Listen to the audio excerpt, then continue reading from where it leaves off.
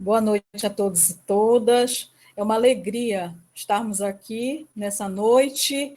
Eu, a doutora Natasha, a doutora Ivânia também. Nós vamos iniciar o quarto módulo sobre a questão das florestas, né, da degradação ambiental. É um tema assim, extremamente relevante e nós trouxemos aqui uma proposta de trabalho mostrando uma área de estudo, que é a área Munduruku, a Mundurucânia, e trouxemos uma proposta, né, de reflorestamento com uma espécie nativa da região da Mundurucânia. Essa parte vai ficar com a professora Natasha e com a doutora Natasha, e essa parte da questão dos impactos ambientais vai ficar comigo e a doutora Ivânia.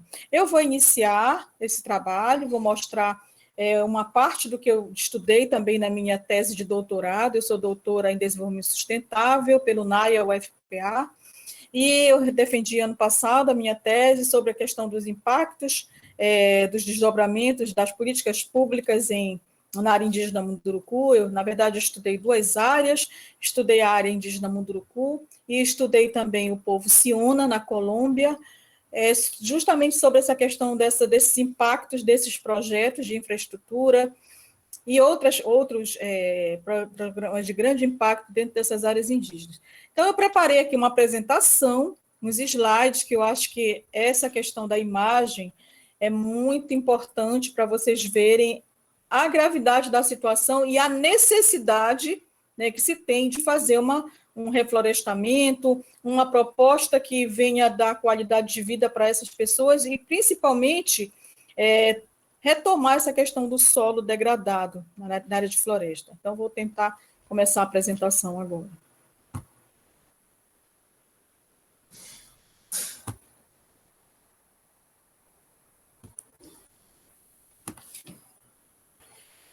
Plantas e árvores nativas em comunidades sustentáveis, né? É o período de 7, o horário de 18 às 20. Vamos lá. Esse aqui é um mapa da Mundurucânia, a mineração e os impactos ambientais em grande escala na região do Alto Tapajós. Então, eu coloquei aqui o mapa da terra indígena Munduruku, em Jacareacanga, no município de Jacareacanga, né? Toda essa região que está marcada é a terra indígena Munduruku. Então, professora Bastos? Oi. Clique aqui embaixo, olha, lá embaixo, perto do Zoom, tem uma tela para crescer a tela, lá embaixo. Aqui, consegue né? ver? Aqui, essa aqui, né? É isso? É isso? Ah, tá bom. Isso. Então, será que eu vou precisar refazer os outros? Não, agora. Tá. Então, os crimes ambientais na Amazônia, eles têm recebido cada vez mais atenção devido aos grandes impactos, não somente ao redor da área impactada, mas em toda a população, né? O Brasil, alguns dos maiores problemas ambientais estão relacionados com os impactos da mineração. Os desdobramentos dessas ações, temos como grande exemplo o rompimento da barragem de rejeito de Brumadinho e Mariana. Isso foi um acontecimento recente, pelo número de vidas perdidas nos acidentes e nos danos irreparáveis ao meio ambiente. Então, a introdução a nível de Brasil. Entretanto, a mineração realizada de forma ilegal, sem licenciamento, está pulverizada por toda a Amazônia, especialmente, e não só na Panamazônia, porque a gente encontra casos de mineração na Bolívia, no Paraguai, na Mundurucânia também, a gente encontra no Amapá um caso grave, né? Então, em toda a região da Panamazônia, que se expande para outros países, na Colômbia, especialmente em minerações garimpáveis, como de ouro, cassiterita, diamante e outras pedras preciosas. Essas atividades elas ocorrem sem um planejamento que vise mitigar os efeitos no ambiente e acabam por produzir grandes e poderosos impactos em rios e florestas. A gente vai ver nos próximos slides, vocês vão ter a oportunidade de ver os impactos, né? Temos, por exemplo, o laudo de 091 de 2018 da Polícia Federal, né, Departamento de Polícia Federal de Santarém, que apontou apenas que parte da bacia do Rio Tapajós, o despejo de um volume estimado, olha só esses números, de 7 milhões de toneladas de sedimento por ano, oriundo de uma atividade de mineração de ouro, na maioria ilegal. Isso só no Rio Tapajós, né? Então, a gente tem esses dados de 2018, dados recentes, e agora, recentemente, nós soubemos que houve uma nova pesquisa sobre a questão da contaminação no Rio Tapajós, em Santarém, feita pela UFOPA, com dados alarmantes de contaminação do rio, né? Então, apenas para fazer uma comparação, isso equivale a dizer que em 11 anos foram despejados o volume equivalente ao rompimento sobre o Rio Doce do desastre da Samarco. Olha só, quer dizer, a cada 11 anos, uma Samarco é despejada no Rio Tapajós, um rio de uma beleza cênica estonteante. Então, os garimpos que tem aqui na região do Tapajós, eles são do tipo baixão, praticado no Rio Tapajós, e que ele é realizado junto aos leitos de rios e igarapés. E geralmente exploram as camadas superficiais do solo. Isso afeta a qualidade da água, a turbidez, que a água fica turva, né? A contaminação química por mercúrio e outros resíduos também, não é só o mercúrio, porque eles usam outros resíduos para a purificação do ouro, né? E a navegação, muitas vezes, o assoreamento do rio e a formação de barrancos de areia, que no caso do Rio das Tropas e no Cadiriri, dentro do território indígena Munduruku. A gente vê até, inclusive, na frente de Itaituba, já se formando um barranco dessa areia que desce do rio, dessas áreas de baixão de garimpo, né? Então, esse tipo de atividade, ela remove inicialmente a cobertura vegetal das florestas virgens, cheias de vida, né, com muitos pássaros, várias espécies inclusive endêmicas da região, que nunca foram estudadas, diga-se de passagem, né, e a camada superficial do solo, até alcançar o potencial aurífero. Depois, essa camada é totalmente desmontada com os jatos d'água, que eles chamam tatuzão, né, e o bombeamento da polpa para mesas de gravimétricas, onde as partículas de ouro são depositadas e o restante da água e da lama são descartáveis no mesmo local, que forma aqueles montes de terra, aquela terra removida todinha ali, que fica uma situação muito desesperadora. Aqui é o exemplo, né? Então, esse aqui foi um sobrevoo que eu fiz em cima do garimpo do Porto Rico, né? Essa é uma área de região do garimpo do Alto Tapajós, é típico formar esses buracos, né? Que depois são colocados, ficam com água de chuva e acumulam carapanã, insetos, né? Que depois causam malária. Malária e outras doenças também, a dengue, que tudo são que tem vetores insetos, né? Então, essa aí vocês veem que aqui do lado direito, é uma área de floresta, né? E aí aqui foi um igarapé, possivelmente, que foi aberto, e ao redor toda a floresta nativa, né, da região. Então, aqui do lado esquerdo, dei para dar um zoom aqui nessa área do garimpo, né? E é uma coisa realmente assombrosa. Então, esse garimpo ele é muito grande, ele vai embora, ele praticamente liga ao rio Jamanchinha, ao rio Tapajós, é muito grande, de tão extenso que é essa área de garimpo, né? Preocupante. Aqui também, ó, aqui a dimensão do garimpo, e aqui, como aqui é no rio Crepuri, que é um rio praticamente morto, devido à grande atividade, e esse rio Crepuri, aqui do lado direito, a gente está vendo, ele deságua no Tapajós, e para vocês podem ver como ele contamina a água com a lama suja que desce, contamina o rio Tapajós, que normalmente a água do Tapajós era uma água azulada, uma água clara. A gente conversa com os indígenas, e olha, o Tapajós não era assim, a cor do rio Tapajós era um rio límpido, claro, que dava para ver até o fundo em determinados lugares, era bem bonito, era assim, de uma beleza cênica estonteante, né, como eu já falei, me referi anteriormente. Então, o rio Crepuri, ele deságua no Tapajós com ele traz toda essa carga de sedimentos para o rio Tapajós. Isso contamina os peixes, a fauna, a ictiofauna, enfim, do rio, né? E aqui, do lado esquerdo, a gente vê que o garimpo ele vem do rio Tapajós e adentra pela floresta, né?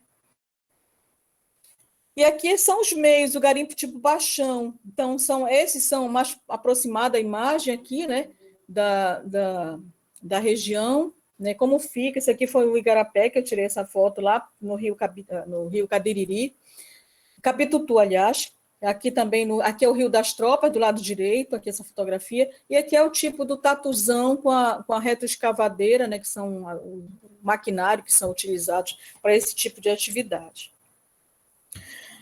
E aqui são o povo Munduruku, né, também, eles fizeram, está muito dividido o povo Munduruku, essa estratégia que eles usam, os garimpeiros de cooptação das lideranças indígenas, uma grande parte dos indígenas são contra a garimpagem, mas uma outra parte, eles cooptados pelo garimpo, pela própria ausência do Estado em projetos, em políticas públicas de geração de emprego e renda, também na área indígena, os leva aí para a questão da garimpagem. Então, aqui temos o movimento, né, dos que são contra, né, eles colocaram cartaz aqui do lado direito em Munduruku, respeito ao território, que o território é demarcado, o território foi demarcado ainda na década de 90, a partir de muitas lutas, das grandes assembleias, eles conseguiram a demarcação do território e agora eles se deparam com garimpo, com essa atividade que entrou com força total dentro da região. E aqui é o rio Cabitutu. Nessa embarcação que a gente viu aqui, como está a turvidez da água aqui no rio Cabitutu. Esse rio eu conheci esse rio desde 1994, quando eu fui a primeira vez na área indígena Munduruku. Então, esse rio era um rio lindíssimo, né? E agora o rio está completamente contaminado por resíduos de mercúrio, né? E mercúrio e terra que vem, praticamente não tem mais peixe, é outro problema sério. E aqui são as terras removidas com atividade garimpeira, né? Tiraram mata, de perto do rio, a mata ciliar foi toda destruída, como nós estamos vendo. E aqui a participação do governo, esse foi ano passado, quando o ministro ele esteve agora também, a mês de maio, mês de abril, final de abril, começo de maio, ele esteve na região também, com a questão do outro conflito também que houve, e a gente viu, esse foi ano passado, que o Salles esteve, o ministro do Meio Ambiente esteve, conversando com os indígenas e com os indígenas que são a favor da garimpagem, através de uma operação que teve de combate ao desmatamento, ao garimpo, junto com o Exército. Essa foto foi ano passado, tirada lá em Jacareacanga, no dia que ele esteve lá. Esse ano teve outro conflito também, recentemente, agora no mês de maio, também outro conflito entre garimpeiros, inclusive com a Força Nacional. Nesse ele veio conversar e levou alguns índios que são a favor do garimpo, ele levou no jato da Força Aérea, levou para Brasília para conversar, e ainda tem esses desdobramentos políticos dessa questão da garimpagem. Inclusive, tramita pelo Congresso Nacional uma emenda solicitando que sejam abertos garimpos em terras indígenas, uma coisa que é inconstitucional, porque a Constituição é bem clara quando diz que a terra é para usufruto dos indígenas e não para que eles explorem essa terra de forma... Eles querem já uma emenda para poder ratificar essa atividade, e isso é uma coisa bem complicada dentro de uma terra indígena, né, devido aos danos ambientais, né, e é complicado isso aí.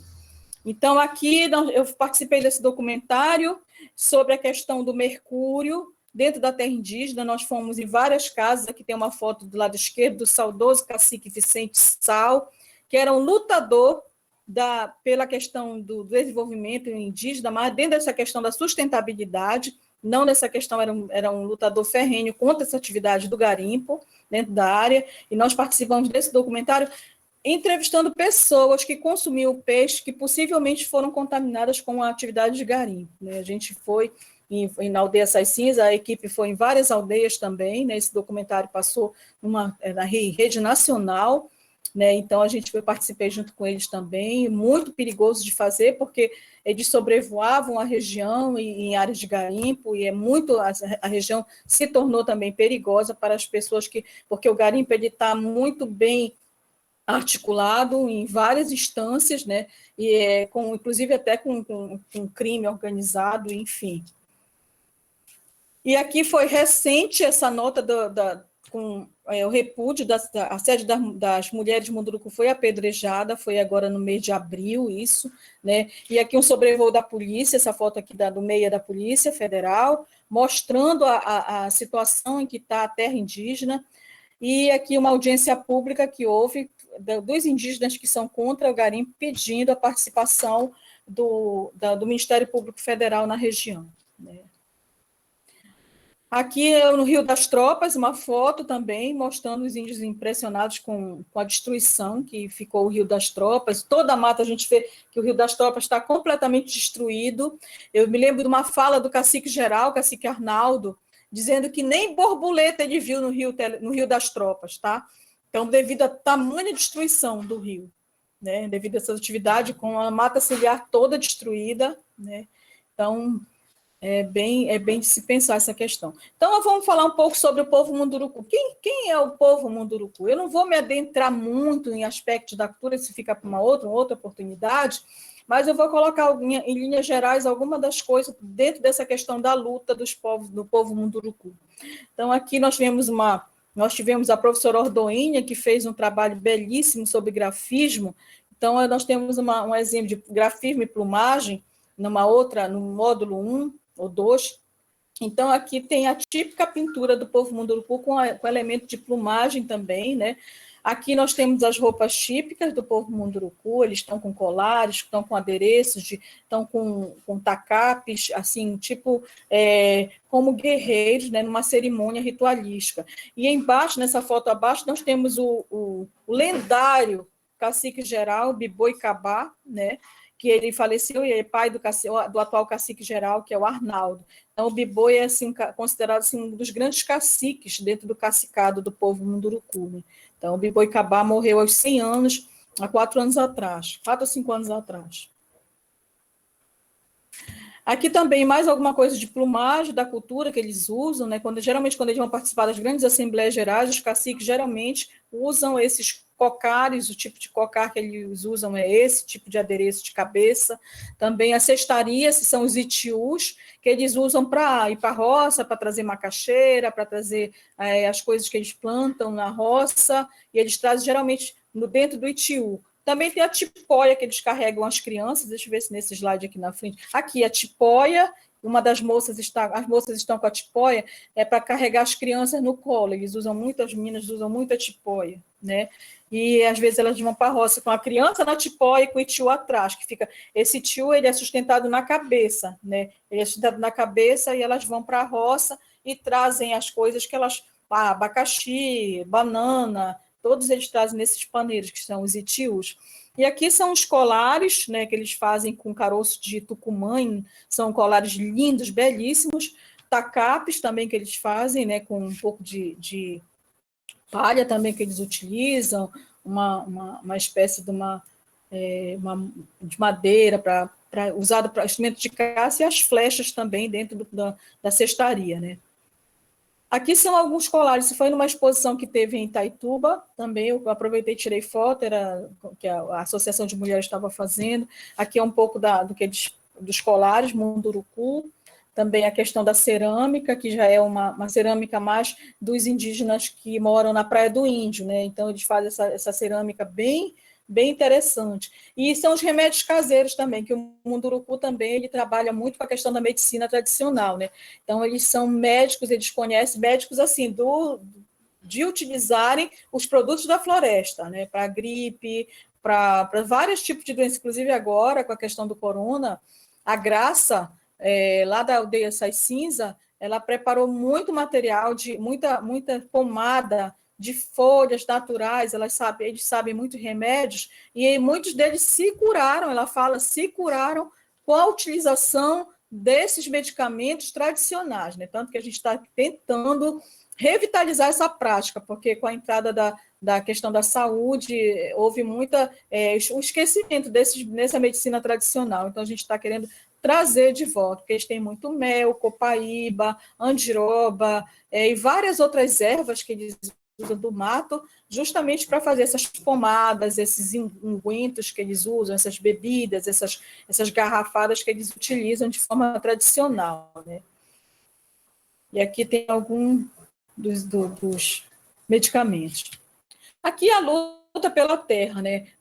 Nós tivemos várias lutas desses últimos anos, o ano de 2000, assim, 2000 até 2010, agora mais ainda também, começou um momento de grande luta do povo Munduruku. Então, houve a demarcação da terra, mas a partir desse período, houve muita luta pelo embargo de hidrelétricas, que queriam, porque o rio Tapajós entrou nas obras, dos projetos da IRSA de desenvolvimento, de geração de sinergias, geração de emprego na região e tal, vários projetos foram, e o Rio Tapajós foram aprovados, e o Rio Tapajós a proposta era construir várias hidrelétricas lá, e uma das maiores seria a hidrelétrica de São Luís do Tapajós, né? E aí começou a luta dos índios, que não, porque ali toda a área de perambulação dos indígenas, inclusive foram formadas várias aldeias ali naquela região, a aldeia Sauré Moibô, a aldeia Poxô Moibô, muitos aldeamentos ali, né, para que não houvesse, não matasse essa parte do rio. Então, essa questão da luta pela terra, eu não posso falar do povo Munduruku sem falar pela luta deles pela terra, né? O povo Munduruku é um povo extremamente guerreiro, né?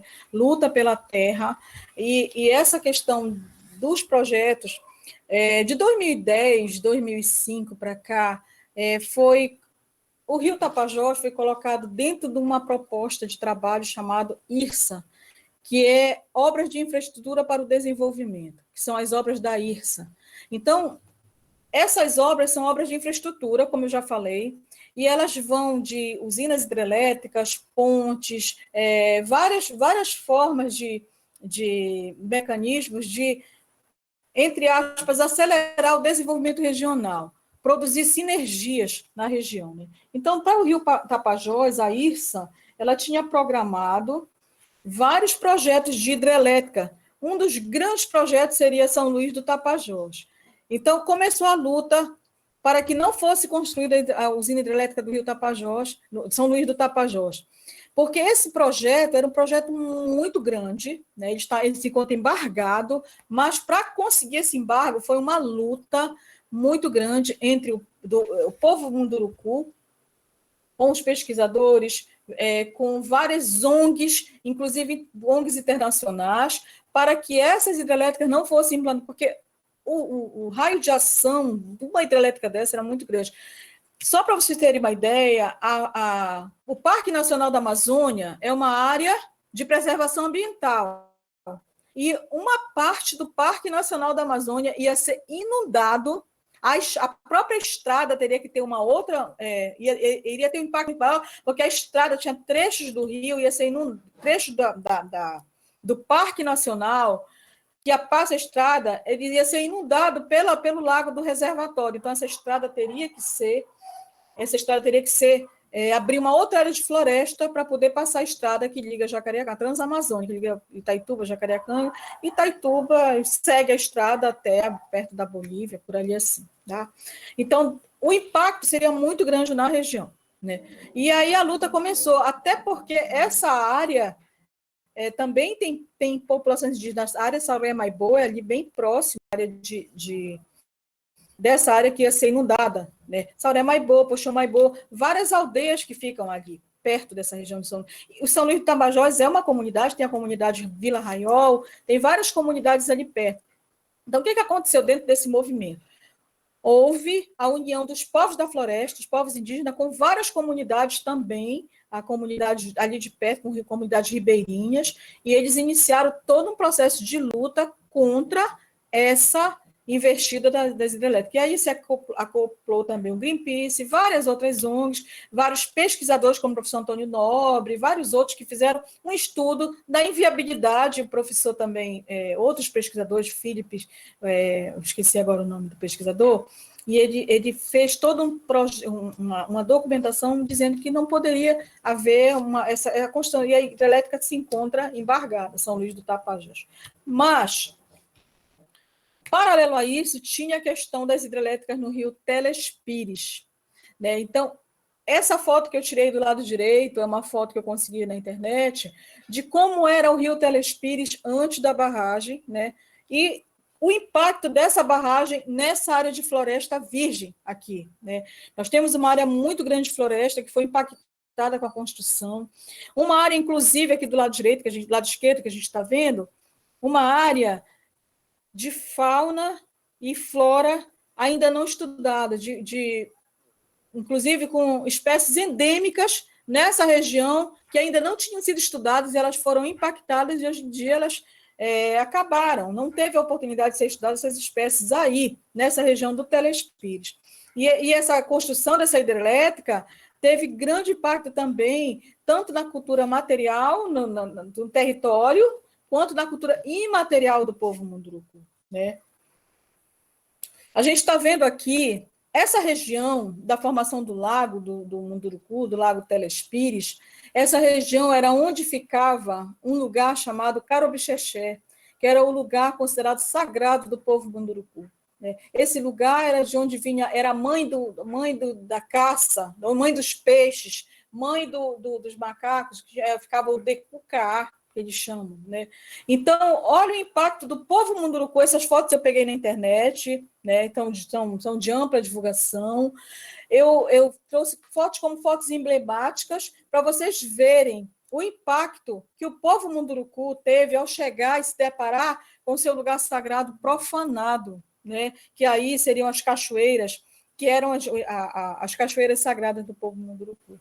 A desolação, né? A perplexidade de ver a destruição. E essa foto acima dessa mãe com essa garotinha, isso é em Brasília, e a gente pode ver ao fundo a polícia respaldando a segurança do lugar ali, né, em Brasília. Né? Então, os índios eles iam muito a Brasília para ver essa questão do embrólio da questão dessa hidrelétrica de Telespires. E a hidrelétrica foi construída, e o lago, quando construiu, as turbinas tiveram grande impacto na fauna e na ictiofauna, devido à matança dos peixes e também devido à questão de não ter o componente indígena. Quer dizer, ou seja, não foi feito um estudo das populações locais, também não houve mitigação para o povo indígena. Eles tiveram prejuízo tanto material e principalmente prejuízo imaterial com a destruição dos seus lugares sagrados. Aqui foi depois isso aqui já foi um outro momento, porque na época da construção dessa barragem foram escavadas urnas que eles chamam de Tingaá, são as urnas funerárias Munduruku. Então, essas urnas elas foram levadas pelos empreendedores, foram levadas para a Alta Floresta. E em cima disso houve todo o movimento de mulheres e pajés, e para retomar essas urnas e lideranças, que foi um processo muito cansativo, também com mulheres com criança, para a Alta Floresta, e documentação, para trazer essas urnas de volta, para uma coisa que era do povo Munduruku. Mas eles conseguiram trazer, por muita luta, chuva e sol, eles acamparam na porta da empresa onde estava as Tingaá, essas urnas, eles souberam que estavam lá essas urnas, eles ficaram acampados lá, e aí até que eles conseguiram que a empresa devolvesse a eles, e eles foram para enterrar no que sobrou do Carobixexé, né, que ficou só isso aí, que há tão pouca água, né, que a água foi presa do outro lado da barragem, e isso foi a foto no dia que eles foram, essa foto foi cedida pelo Cândido Uaru Munduruku, que também é membro do IPEASA, ele cedeu para nós essas fotos das Tingaá, e então, do dia que eles trouxeram, e eles foram fazer um ritual, também a gente está vendo um ritual com mulheres, crianças, aqui pajés também, e eles visitando esse lugar que era as cachoeiras de Sete Quedas, a cachoeira sagrada deles. Né? Aqui são das grandes assembleias gerais do povo Munduruku. Eu tive a felicidade de participar desde uma das primeiras assembleias com o Isaías Cristina Munduruku na coordenação, eu não coloquei a fotografia, em 94, que era pela luta pela demarcação da terra, em 1994. Eu participei numa das primeiras assembleias, as assembleias começaram lá na Missão Cururu, e depois uma das primeiras foi na Missão Cururu, depois veio para a Aldeia Sai Cinza, e da Aldeia Sai Cinza eu tive a oportunidade, a felicidade de participar dessa assembleia. E essa aqui foi em 98, essa assembleia foi na aldeia Praia do Índio, né? E aqui está o procurador, o acolhimento, né? O recebimento do procurador Boaventura de Santarém, doutor Erigense também, que faz parte também do IPEASA, eles foram recebidos pelas lideranças, pelos guerreiros, né, também, e aqui a dança dos guerreiros para receber os convidados especiais, que era no caso vezes, e era uma das assembleias também para essa questão da luta, da questão do garimpo e a questão da saúde, também foi um dos temas dessa assembleia, era educação, saúde, terra, territorialidade também, aqui. E aqui foi uma das grandes assembleias também, aqui eu deixo aqui em homenagem ao grande cacique Vicente Sal, ele que era o cacique da Aldeia Sais Cinza, ele que presidiu essa assembleia em 2017, na Aldeia Sais Cinza aqui, ele está aqui na direita, na primeira foto da direita, da esquerda, ele está aqui ouvindo o que estão falando também de Cocá. E aqui também estão outros grandes caciques dessa assembleia, participou aqui o cacique Martinho Borum, que agora já não está mais conosco, também faleceu. Grandes caciques estavam participando também aqui, e aqui uma das visões da escola e do local da Assembleia Geral, em Sais Cinza.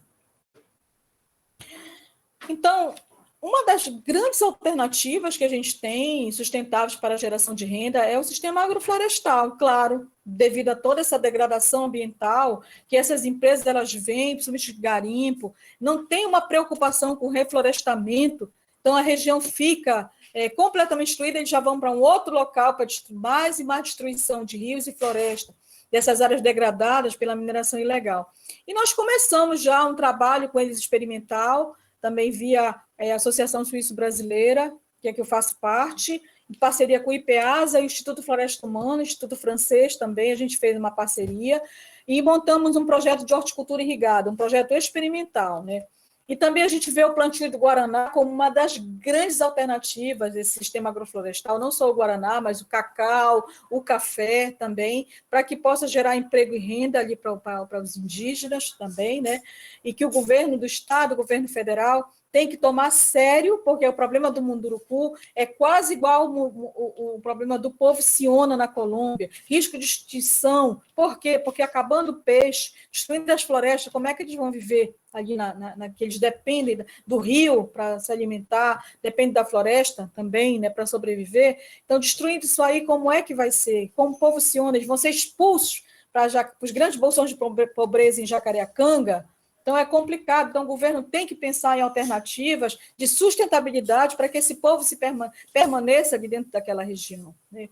Então, criamos a Associação Tupânia Emanayerro, na busca de alternativas sustentáveis.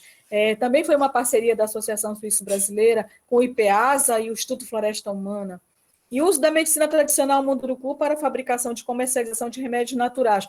Eu quero destacar também a participação da Graça, que é uma indígena lá da Aldeia Sais Cinza, que nessa época do Covid, ela fez pastas, ungüentos, uma série de medicamentos que trabalharam essa questão da saúde natural mesmo deles. Eles utilizaram essa medicação, xaropes e ungüentos, e eles realmente ficaram bem, eles contam que ficaram curados com essa medicação, com esse uso dessa medicina tradicional, munduruku, né? Então é importante isso aí. E aqui foi a horticultura irrigada que nós começamos agora em abril, mês de abril, né? Então a participação da comunidade, nessa parceria IPEASA e Floresta Humana, Associação Suíça, fizemos esse trabalho aqui com eles, né? Mostrando, e a gente pretende ampliar esse projeto para várias aldeias, como uma alternativa de geração de renda também lá, né? E aqui também, né, as sementes já estão começando a crescer. A gente vai agora com eles para fazer uma nova avaliação sobre esse trabalho com eles aqui, e a gente tem recebido muita solicitação de aldeias, de outras pessoas que querem já começar a trabalhar essa questão da terra. E aqui a irrigação, o processo de irrigação nessas duas fotos, e na foto central nós temos a criação da associação que vai em busca de alternativa de sustentabilidade e geração de renda. O presidente é o professor Haroldo Pochô, Munduruku, o vice-presidente é o professor Rosivaldo Taué, Munduruku, a secretária é a professora Rosimere Sal, Munduruku, a tesoureira é a professora Simaia Iori, Munduruku, o conselho fiscal é o Araciano Daché, Araciano Carô, Munduruku, desculpa, o Bruno também o Conselho Fiscal, Bruno Cabá, é filho do cacique geral, Biboi Cabá, e ali a professora Edna também, e a professora Maria Lúcia Taué, Maria Lúcia Daché também, que faz parte da associação, a primeira diretoria da associação, e a gente espera que novos horizontes se abram, a gente vai ter várias reuniões, possivelmente agora com a Procuradoria, para trazer alternativas de projetos para alavancar essa questão econômica, que a população munduruku ela cresceu muito. Essa proximidade com Jacareacanga gerou uma série de outras necessidades também, quando veio a escola, quando veio a saúde, então gera novas necessidades, e eles precisam dessa geração de renda, mas de forma sustentável, negócios sustentáveis nessas aldeias, para que eles realmente encontrem uma forma de desenvolvimento sustentável. E a doutora Natasha, ela vai trazer essa alternativa através dos sistemas agroflorestais, que pode ser uma excelente saída, e essa questão do Guaraná. Então, eu vou deixar minha fala para a doutora Natasha, que ela vai trazer essa possibilidade, essa proposta. E aqui eu finalizo a minha apresentação e agradeço a todos e todas, né, pela oportunidade.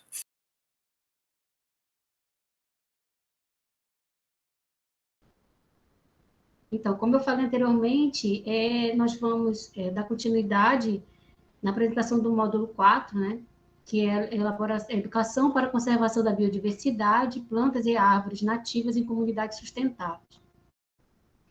Então, eu faço parte do módulo 4, junto com a professora Márcia e a professora Ivânia, né, nessa apresentação desses aspectos interessantes para que vocês possam ter conhecimento a partir de agora. Ou agrícolas, né? Porque essas plantas podem também ter toxicidade com mercúrio e passar essa toxidez, né, para os alimentos que serão consumidos. Então, essa proposta é para que sejam utilizadas nas áreas ao redor ou em novas áreas, com o intuito de gerar renda para essas populações que foram atingidas. O interessante é que essas áreas que foram degradadas com mercúrio sejam utilizadas outras formas de recuperação de área, que já são muito estudadas hoje, tanto com espécies florestais, quanto formas de aproveitamento do relevo, e para recuperar essas áreas. Então, a cultura do Guaraná foi muito vista assim, de uma forma muito interessante para ser proposta, porque ela tem muitas particularidades que eu vou mostrar a partir de agora. O fruto do Guaraná, ele é muito aproveitado para fazer o pó do Guaraná, né? Não sei se todos têm esse conhecimento, mas eu imagino que sim, justamente porque a origem do Guaraná é justamente na região da Mundurucânia, e na região do Baixo Amazonas e Amazônia Central, que é justamente essa região. Então, os povos indígenas ali daquela região teriam conhecimento dessa planta, né? Então, lá foi uma área onde o Guaraná foi domesticado, principalmente pela comunidade indígena Sateremaué. Foi a comunidade, vamos dizer assim, que tomou o Guaraná, domesticou, utilizou durante muito tempo. Isso não quer dizer que outros povos não tenham utilizado também o Guaraná, mas o que as pessoas conhecem é da comunidade Sateremaué. Então, tem algumas informações interessantes sobre o Guaraná, porque ele se originou nessa região da Mundurucânia.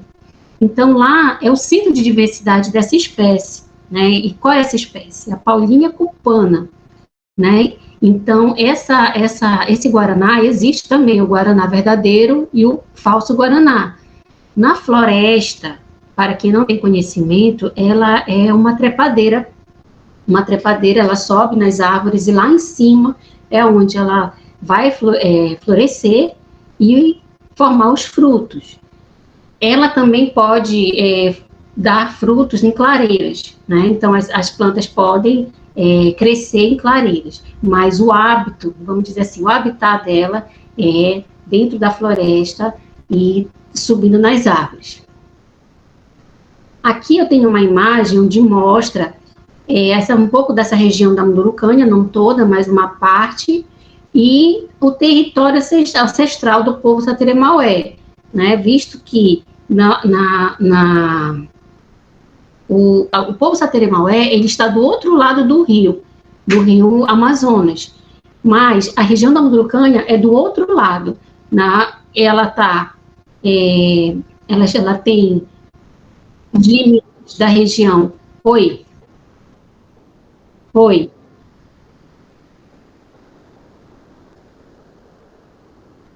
Ai, não acredito.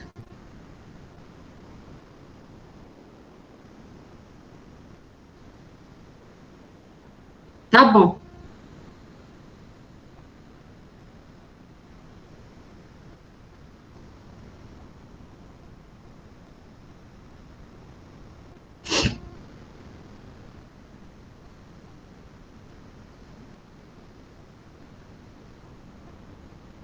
Professora Alice não passou nenhum slide, ficou na capa o tempo todo.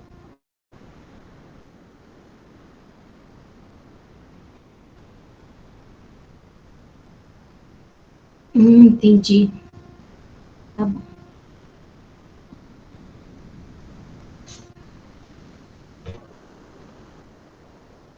Mas eu inicio desde o boa noite ou a partir do slide? Tá bom. Tá bom.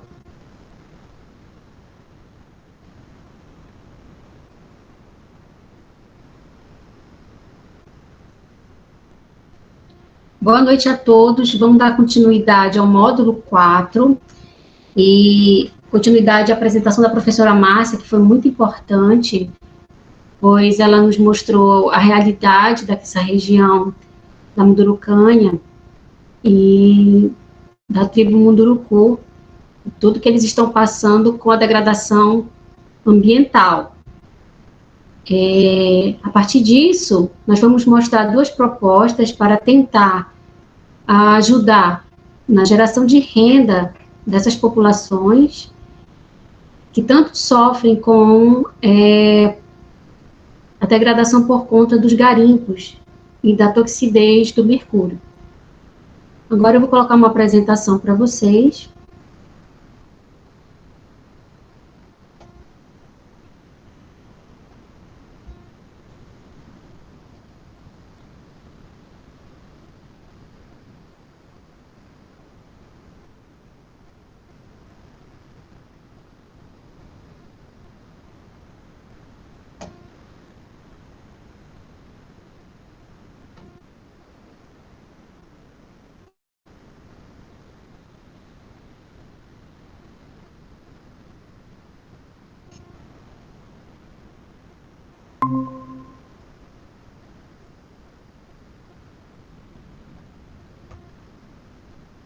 A apresentação está aparecendo para vocês? O slide está passando?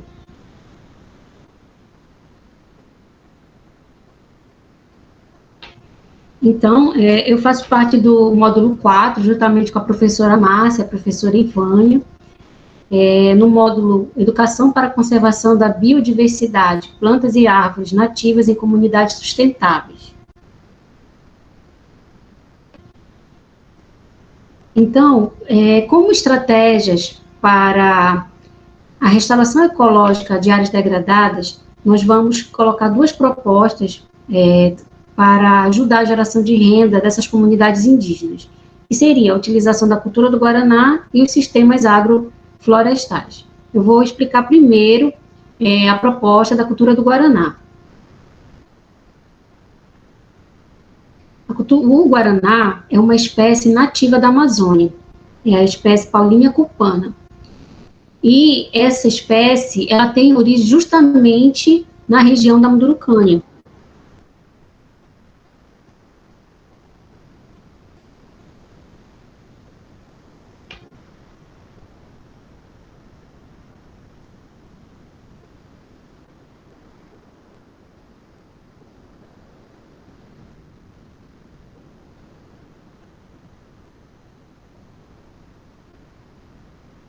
E agora, professor? Está aparecendo? Está voltando?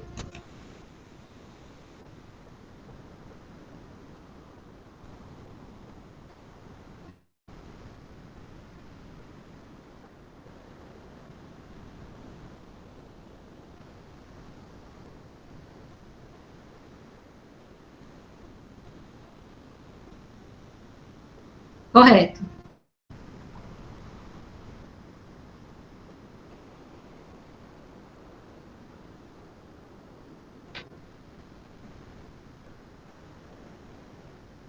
Tá bom.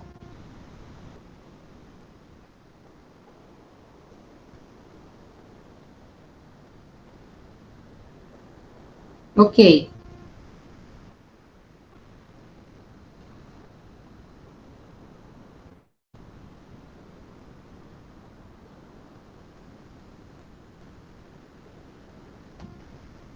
A minha, a minha preocupação, professora, é que quando eu coloco para apresentar, ele não apresenta, ele não passa o slide se eu sair daqui.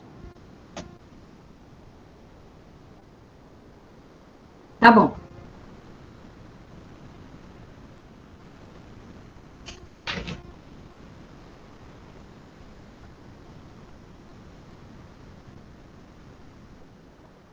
Isso, vou já começar. Então, dando continuidade, nós vamos apresentar agora o módulo 4. O módulo 4 é a educação para a conservação da biodiversidade, plantas e árvores nativas em comunidades sustentáveis. Esse módulo é dividido junto com a professora Márcia e com a professora Ivânia, e vai acontecer nos dias 8 e 9 de junho.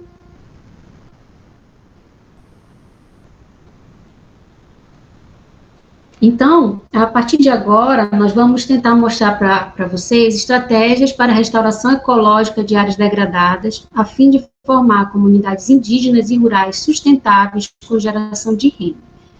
E, para essas estratégias, nós vamos apresentar a cultura do Guaraná e os sistemas agroflorestais. Primeiramente, eu vou apresentar a cultura do Guaraná.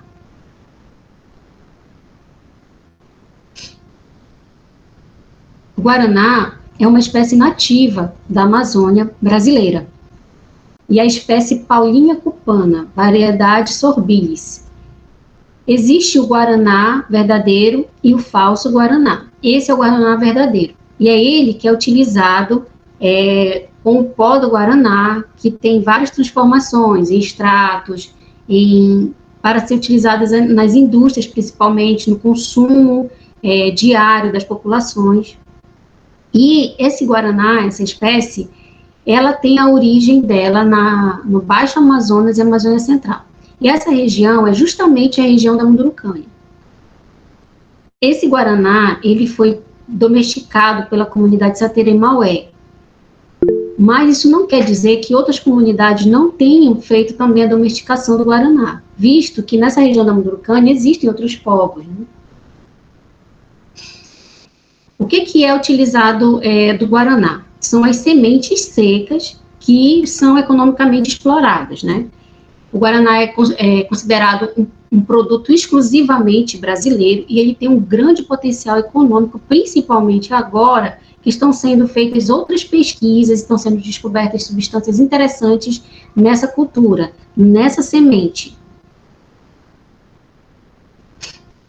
Aqui nós temos no mapa um território ancestral do povo Sateré-Maué, a região onde eles viviam, e onde foi feita, vamos dizer assim, a maior parte da domesticação. Essa região, ela está dentro da região da Mundurucânia, que é a região que a maioria de vocês conhecem e vivem.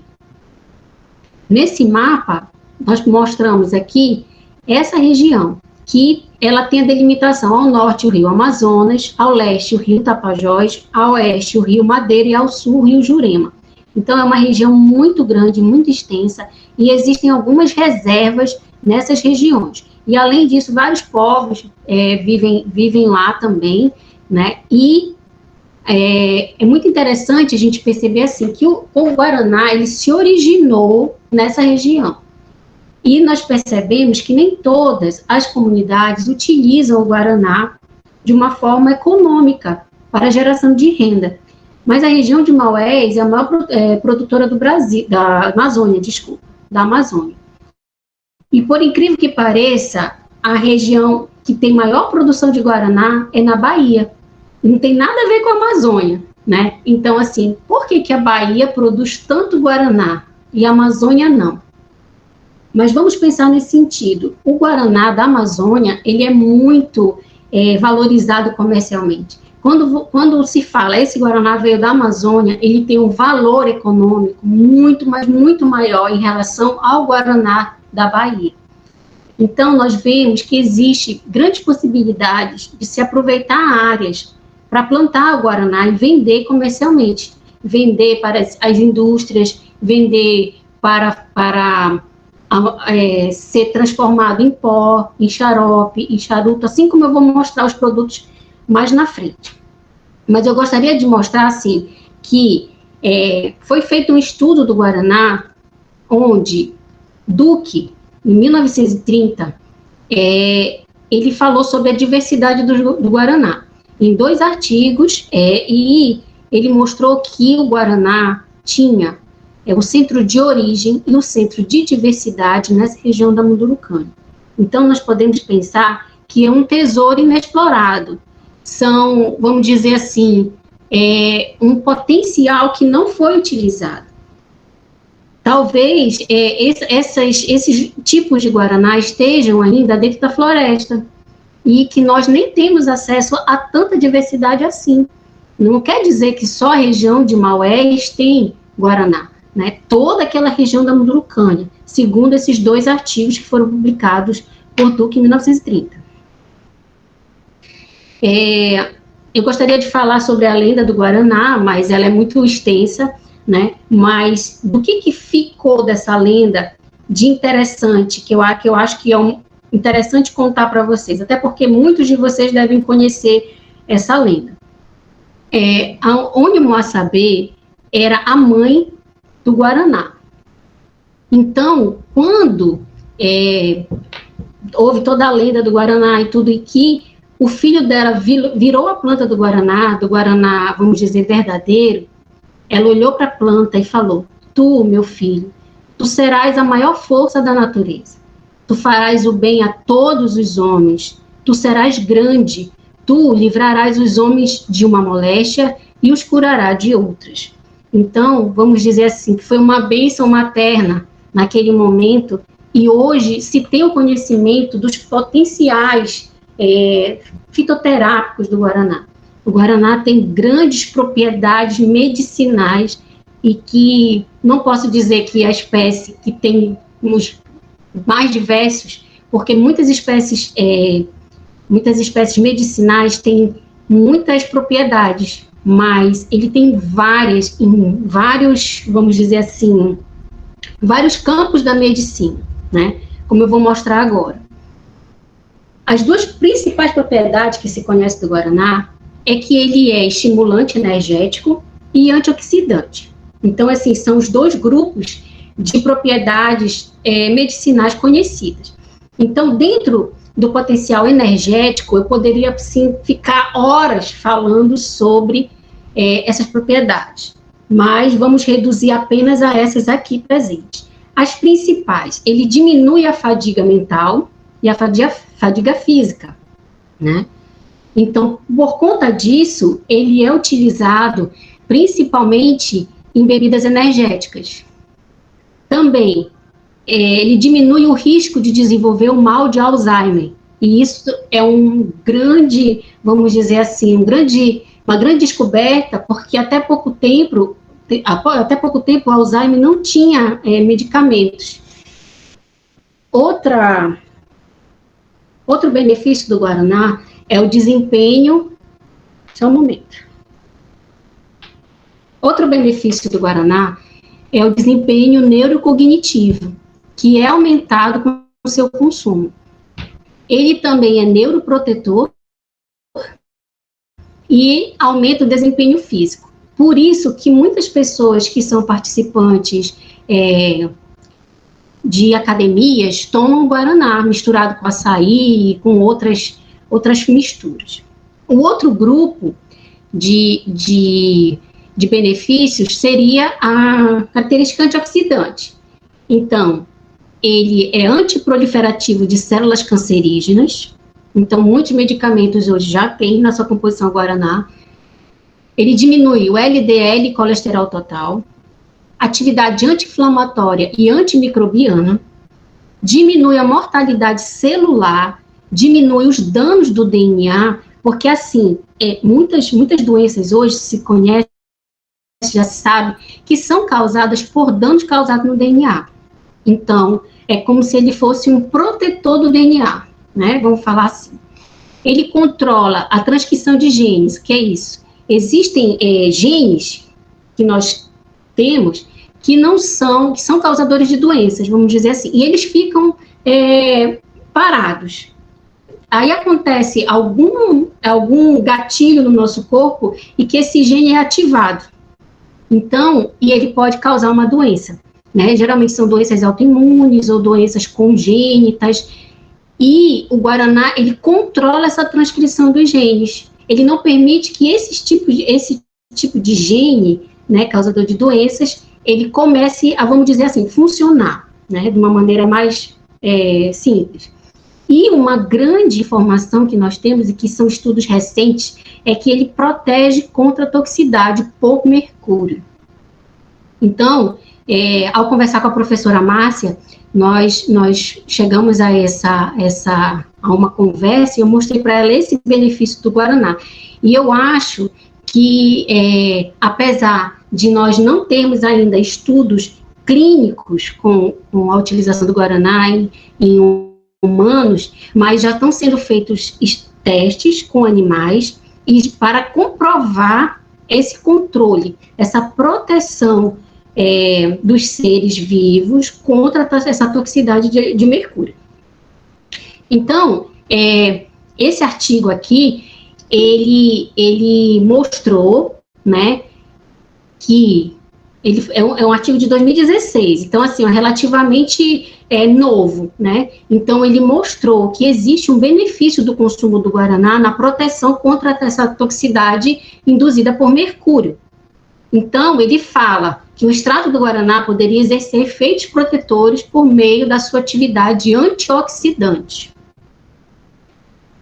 Outros estudos, nesse estudo, ele mostra justamente essa atividade antioxidante do guaraná, que já é conhecida por nós já sabemos que ele tem esses benefícios, mas não se conhecia que ele podia ter essa característica de proteger o organismo dessa toxidez. Então, o que ele faz? Ele protege aquele ser vivo, né? E ele vai regular os genes que são envolvidos no transporte do mercúrio no corpo. Então, ele age de uma forma de desintoxicação e uma resposta antioxidante. Porque o que o mercúrio ele causa? Ele causa principalmente danos cerebrais, entre outras coisas, né? Então, como o guaraná já tem grande propriedade de proteção, ele é neuroprotetor também, ele vai agir dessa forma de evitar que essas células sejam, vamos dizer, invadidas por esse metal pesado e que hajam esses danos, principalmente cerebrais. Depois disso, vieram vários estudos, e que eu não vou demorar muito falando sobre eles, mas só para mostrar para vocês que vieram estudos que foram sendo feitos e que mostraram esse benefício do guaraná com outros animais. No caso, se verificou qual era a substância, né? E essa substância que está marcada de vermelho é uma substância que é presente no guaraná, em uma quantidade semelhante à que tem no chá verde, e ela é que é responsável por essa regulação e proteção do ser vivo contra o mercúrio. Aqui nesses outros artigos, também foram feitos estudos mais aprofundados sobre essa toxidez do mercúrio, né, e o uso do guaraná para a proteção desses organismos. Então, assim, mostrando que essa informação poderia trazer um benefício ao cultivo do guaraná na comunidade, na tribo dos Mundurucus. Porque se eles consumissem o guaraná diariamente de uma forma controlada, porque também assim, o guaraná ele não pode ser consumido em grandes quantidades, porque ele tem o efeito rebote. O que é o efeito rebote? É o contrário. De vez dele trazer o benefício, ele traz o malefício. Então, a quantidade, vamos dizer assim, indicada, na maioria dos estudos, seria a pontinha da colher de café dissolvida num copo de água por dia.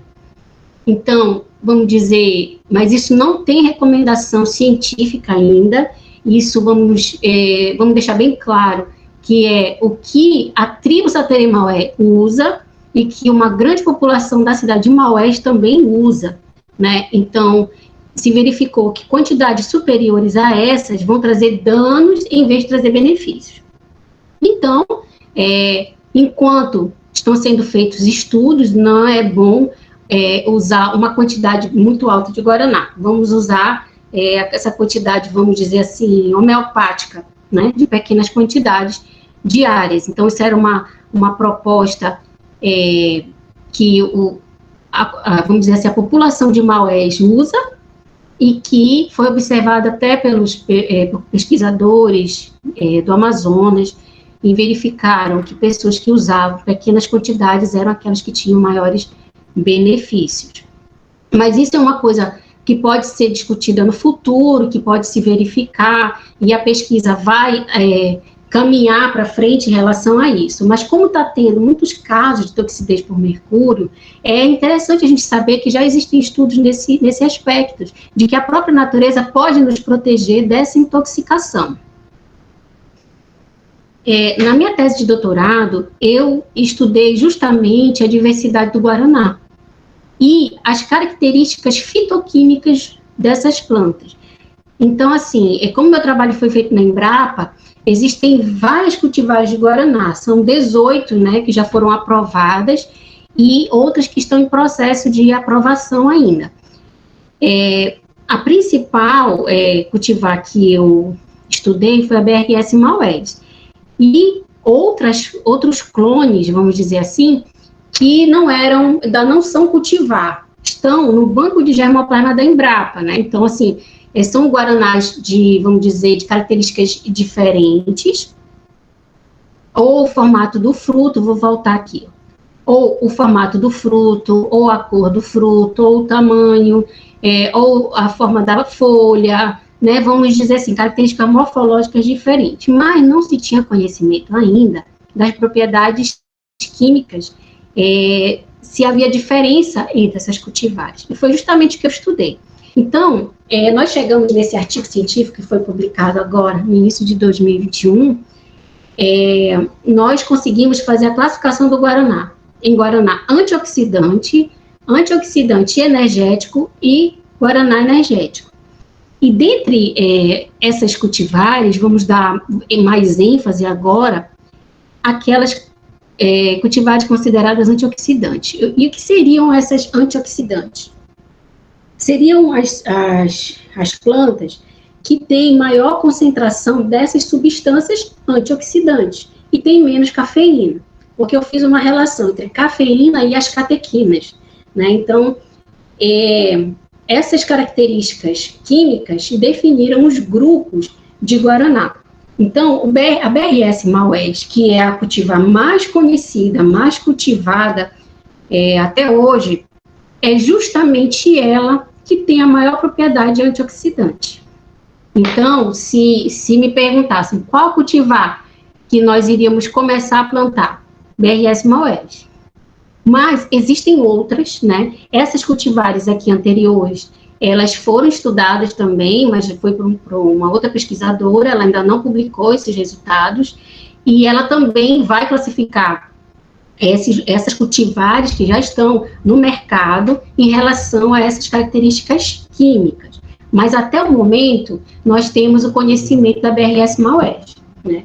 Se nós fôssemos... e agora nós vimos o benefício do Guaraná, mas o Guaraná, a maior parte dele é plantada para ser vendido para a indústria de refrigerantes.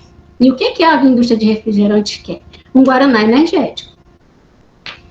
E as bebidas energéticas também, alguns medicamentos à base de cafeína, né? Então, assim, o que nós observamos? Que essas cultivares aqui, que CMA 831, CM1 952, que ainda não tem nome de cultivar, isso é um nome dado pela Embrapa, e a BRS 372 são plantas que têm um alto teor de cafeína, vamos dizer assim. Então, se for fazer um plantio para vender o guaraná para a indústria de refrigerantes, o interessante era plantar justamente essas cultivares. Por outro lado, essas cultivares do meio, elas têm tanto características antioxidantes quanto energéticas. E, dentre elas, a CRI 904 e a CRI 815, né, que estão bem no meio, foi encontrado maior teor de cafeína já quantificado na natureza, em torno de 7%. Né? Assim, só para ter uma ideia, a quantidade de cafeína que se encontrava no guaraná, principalmente, variava entre 2% e 4%. Né? E algumas variedades que já eram com alto teor tinham, assim, próximo a 6%. Então, essas cultivares do meio tiveram até 7% de cafeína nas sementes secas. Então, assim, aqui nós temos propostas de várias cultivares para vários usos e que iam depender muito para quem ia ser vendido, como ia ser utilizado, né, pela comunidade. Então, eu vou repassar para vocês, vou deixar disponível com a coordenação do curso, esses materiais que ajudam, né? Eu quero plantar o guaraná, mas como é que eu faço isso, né? Já que eu sei que tem na floresta, mas eu quero fazer um plantio. Então, tem esse sistema de produção da Embrapa, né? Que é um documento onde ele tem todas as informações referentes à cultura do guaraná e que mostram todas essas, vamos dizer, as práticas culturais. Então, aqui é uma área, um viveiro da Embrapa, né, em Manaus, e também em Maués tem viveiro, e aqui eles estão mostrando, né, como é que é a produção de mudas. Então, eles primeiro formam as mudas, e essas mudas, é interessante falar essa informação, as mudas podem ser feitas por semente ou por estacas. Quando você faz por semente, você não tem certeza da característica química daquela planta que vem por semente. Por quê? Porque houve cruzamento e não tem como a gente saber. Vai ser um bom guaraná? Não dá para saber, né?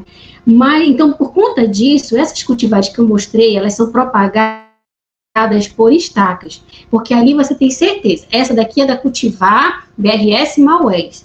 Então, você pode plantar, que você sabe que aquela planta tem aquelas características e vai ter aquelas propriedades em que a gente já vem conversando nos slides anteriores. Então, mas isso não quer dizer que você não pode plantar por semente, né? A gente percebe que na região de Maués, eles plantam mais por semente do que por estacas, né? Então, isso depende muito, vamos dizer assim, da destinação da produção, para quem você vai vender, né? Se você for vender para uma indústria que quer uma planta com alto teor de cafeína, o interessante é você conseguir as mudas com a Embrapa, né? Porque a Embrapa faz essa doação de mudas e tem viveiros que vendem essas mudas também. E aí você vai plantar daquela cultivar escolhida. Mas, se você não quer, eu quero fazer um plantio misto de vários tipos de guaraná, você pode fazer por semente. Só que a viabilidade da semente é muito rápida, em torno de 2 dias perde a viabilidade. Então, tem que pegar a semente no mesmo dia e plantar, né? Então, essas são umas particularidades na produção de mudas. Então, aqui tem algumas imagens, né, que mostram essa estaca. A Embrapa, ela já tem um protocolo para dizer qual é a estaca que é tirada do guaraná para plantar, para fazer muda, né? Então, tem toda uma orientação, né? Se você percebe aqui na figura 4 embaixo, mostrando a estaca, como foi cortada.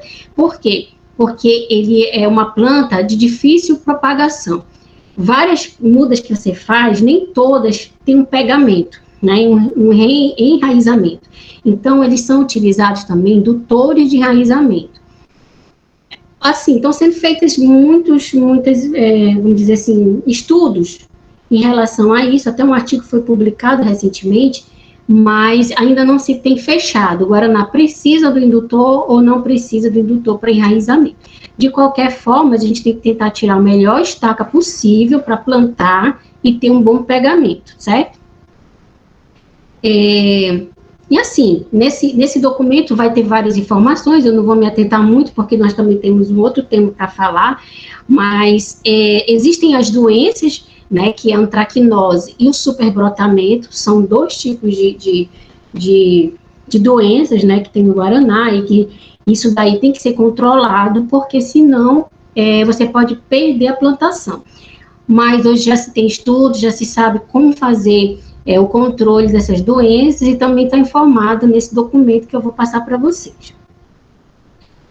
E aqui, né, mostrando como é que ele faz a abertura da cova para colocar essa muda, que já veio do viveiro, né, é importante, assim, que não seja plantada a estaca direto no campo, né, a maioria já sabe disso, mas, assim, é bom a gente falar, a gente tem que plantar essa muda no saquinho, né, como está nessa imagem anterior aqui, ó, e ficar regando até ela enraizar e já ter folhas definitivas, né, e aí, quando ela já tem bastante folhas, e ela já tem uma estatura em torno de 60 centímetros, né, de altura, aí você pode levar para o campo e plantar esse guaraná.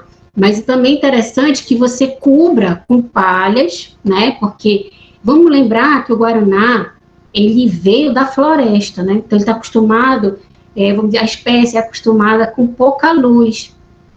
E quando a gente coloca no pleno sol, ela pode sentir essa diferença. Então, você coloca as palhas, né, cobre, para quebrar um pouco dessa luz e regar. Regar bem mesmo o guaraná nesse início, para que ele possa enraizar. Então, nessa imagem do lado, você pode ver que já tem ali um plantio, onde as plantas já estão crescendo, né, já estão se expandindo a folha, né, porque o guaraná não é uma árvore, ele é um arbusto que é trepadeira. Então, você vai perceber que ela se espalha, né? Cresce um pouco em altura, mas não fica uma planta muito alta, em torno de 2 metros, e ela se espalha. Então, é importante também fazer as podas, tanto para a condução dessa copa, né, que ela vai produzir ali, e também para controlar as doenças, vamos falar assim. Então, tem sempre que estar nessa observação. Aqui, nós temos a imagem já do guaraná produzindo, né, os cachos de guaraná e a colheita. E a colheita, ela se estende entre outubro e dezembro, principalmente no mês de outubro. É o mês, assim, de maior produção do guaraná, é onde a maioria das cultivares produzem em outubro. Mas como tem espécies cultivares que são mais tardias, elas vão produzir até dezembro.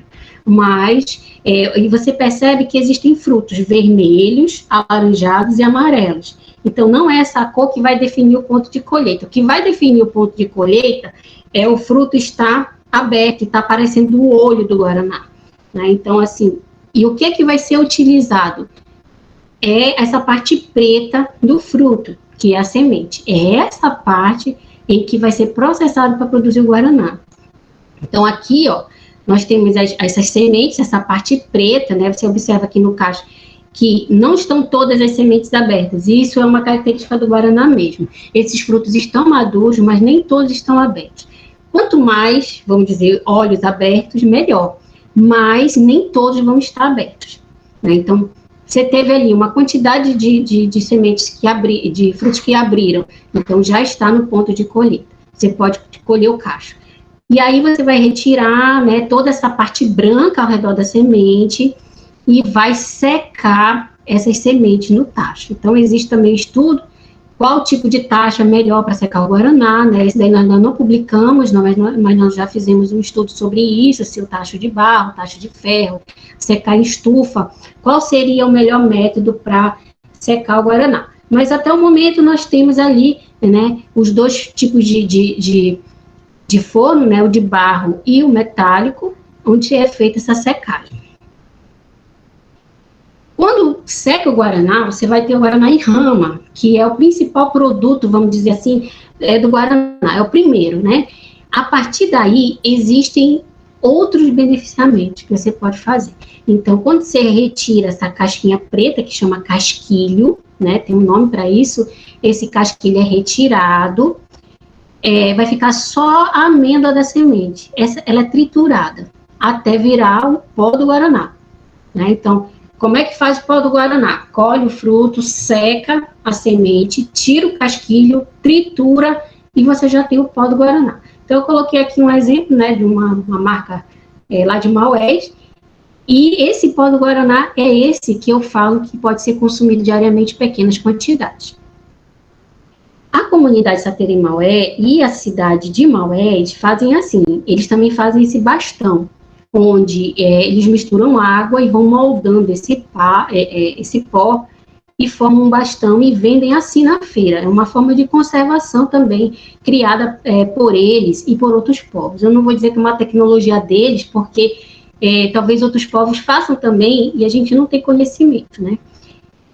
Outro produto feito com guaraná é o extrato, onde ele pega o pó, é misturado com água e vai ser retirado apenas o extrato do guaraná. Esse extrato do guaraná que vai ser usado pelas indústrias. Vou mostrar aqui para vocês. Então, aqui, quando você pega o extrato e mistura com açúcar, você tem o xarope, né? Já tem o xarope. Olha, nós já temos vários produtos aí, né? E quando você vende o extrato para a indústria de refrigerantes, né, aí lá eles já vão colocar outras substâncias até fazer o refrigerante. Mas percebam, a indústria de refrigerante, ela pode tanto comprar o guaraná em rama, quanto o guaraná em pó, quanto o extrato do guaraná. Então, são 3 produtos que a indústria pode comprar. Mas como é que ela compra hoje? Guaraná em rama. Né? Ela vai comprar esse guaraná com casquilho, só seco, e vai levar para a indústria, e lá ela vai processar da forma dela, com os critérios dela, né, com as normas internas dela. Esse guaraná também pode ser utilizado para medicamentos, que existem vários medicamentos, né? Toda vez que você vê assim, um medicamento que tem cafeína, ou ele tem guaraná, ou ele tem a cafeína sintética, né? Existem os energéticos que também usam guaraná, você pode ir lá na composição, você vai ver que tem extrato de guaraná, né? E também os suplementos para academia, né, que as pessoas tomam associados e que tem cafeína. O guaraná hoje, ele é uma estratégia para utilizar uma cafeína que é natural e não a cafeína sintética. Ainda não está provado, mas tem alguns estudos que estão sendo realizados que mostram que a cafeína sintética pode trazer alguns malefícios para o nosso organismo e que a cafeína natural não traz, né? Então, seria para o futuro um produto que iria substituir essa cafeína sintética. Bem, gente, esse daqui é sobre o guaraná, querendo mostrar para vocês que existe possibilidade de plantar o guaraná na região da Mundurucânia e de vários produtos que podem ser feitos com esse guaraná. Então, hoje, o guaraná ele tem vamos dizer assim, eu queria achar uma palavra aqui para dizer, mas vamos falar assim, um valor econômico alto, né? Então, quando fala que é da Amazônia, é muito maior ainda, né? Então, vai que tem um guaraná da Mundurucânia, olha só que interessante, né? E poder vender esse guaraná, processar o guaraná na própria comunidade, vender nas cidades, porque hoje muita gente toma guaraná como toma café, né? Lá em Maués, eles tomam guaraná de manhã e à tarde, em pequena quantidade. E é como se fosse o cafezinho da tarde, eu costumo falar, né? Então, também o pessoal de academia, pessoas que consomem açaí, eles colocam guaraná misturado com açaí, né? Não é a nossa forma amazônica de tomar, mas é a forma de outras regiões do país de consumir o açaí, eles colocam o guaraná também no meio, entre outras formas de misturas, né? Então, assim, você tem um mercado consumidor interessante, né? Então, essa é a primeira proposta que eu tenho para vocês. A segunda proposta seria os sistemas agroflorestais, que é bem mais rápido para a gente falar, né, bem mais direto, e que é um tema que talvez já seja conhecido pela maioria, né, E o que seria o sistema agroflorestal? Quando a gente olha assim essa imagem aqui, a gente vê uma mistura, né, de espécies e que lembra muito a floresta, né? Ela lembra duas coisas, a floresta e depois uma outra imagem vai lembrar os quintais, né? Onde a gente produz várias espécies no mesmo lugar. Mas o que seria esse sistema agroflorestal? É um sistema que usa a terra, né? Onde você vai ter árvores, arbustos, né? Espécies agrícolas, espécies florestais, todos ali em conjunto, né? Você também pode ter animais nessa mesma área, né? E você pode plantar todas no mesmo tempo, ou pode plantar em tempos diferentes, né? Eu vou já explicar isso aí. Então, para ser um sistema agroflorestal, você tem que ter pelo menos 2 espécies de plantas e ou animal. E uma delas tem que ser madeirável, né? Mas se for vamos dizer assim, aquela em que tem a espécie florestal, porque nem todos os sistemas agroflorestais têm que ter a espécie florestal. Vou já mostrar para vocês, existe uma classificação, né? Mas o que é interessante? Tem que ter 2 ou mais produtos. Então, você vai ter um ciclo de produção variável, né, de acordo com as espécies, e também uma produção diversificada.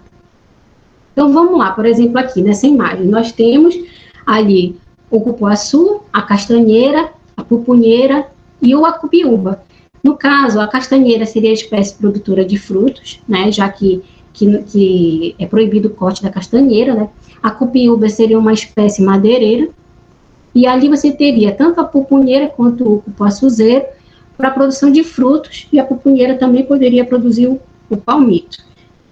Aqui é um exemplo, né, uma imagem, mas esses sistemas, eles se classificam, eles têm várias, olha só, o sistema agroflorestal não é só o sistema que tem uma espécie agrícola e uma florestal, né? Existem vários, então você vai ter os 3 grupos, floresta, agricultura e pecuária. Então, quando você junta esses 3 grupos, você pode ter o sistema agro-silvopastoril, que é o sistema que tem espécie agrícola, espécie florestal e alguma espécie animal. Tem o agropastoril, onde você não tem a espécie florestal, você só tem a espécie agrícola e a espécie animal. A silvopastoril, onde você tem que hoje, vamos dizer assim, é o que mais a Embrapa está lançando para ser feito, é onde você tem a espécie florestal e principalmente o gado, né, o boi, onde você produz ali uma espécie que dá um conforto térmico para esse animal, e depois você, quando chegar em certo, e você vai ter também o capim, né, que ele vai consumir. E quando chega mais para frente, de acordo com os anos, né, o tempo de corte da árvore, corta-se aquelas árvores, vende aquela madeira, planta novamente essa espécie florestal. E o sistema silvoagrícola, que, vamos dizer assim, é o mais utilizado pelas populações, onde você tem espécies florestais e espécie agrícola. Lembrando que, assim, a espécie florestal, quando a gente fala, não é só a espécie que usa madeira, ela pode usar também os produtos não madeireiros, como mandiroba, que você tira o óleo da mandiroba das sementes, ou a castanha, que você tem os frutos, né? A copaíba, onde você vai retirar o óleo também, assim por diante. Então, né, aqui tem a descrição, né, do que seria cada um deles, como eu expliquei, né, que existem vários tipos de sistemas agroflorestais, para a gente não achar que só existe um tipo, e não, são vários tipos. E uma coisa interessante também é que a gente tem que combinar as espécies para atender as necessidades daquele povo, daquela população. Ah, eu já produzo óleo de andiroba, então tem que ter uma andiroba, né? Tem que ter andiroba nesse sistema. Ah, e a gente consome muita mandioca, a gente também vai ter que ter mandioca. E tentar combinar essas espécies, tanto na área, né? Porque nem todas as espécies gostam de sombra ou gostam de sol. Então, você vai ter que ver onde estiver as espécies que são florestais, não dá para colocar espécies de sol perto delas, seriam um pouco mais afastadas. Eu vou mostrar alguns exemplos para vocês. Mas é interessante mostrar que existem vários tipos.